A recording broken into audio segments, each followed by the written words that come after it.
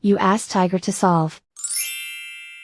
This deals with linear equations with one unknown.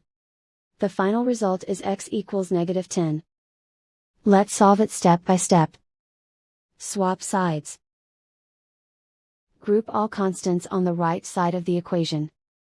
Subtract 7 from both sides. Simplify the arithmetic.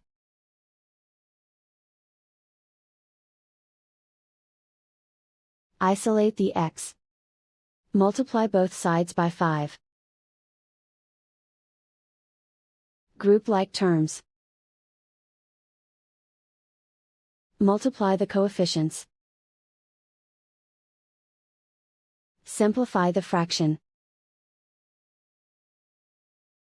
Simplify the arithmetic.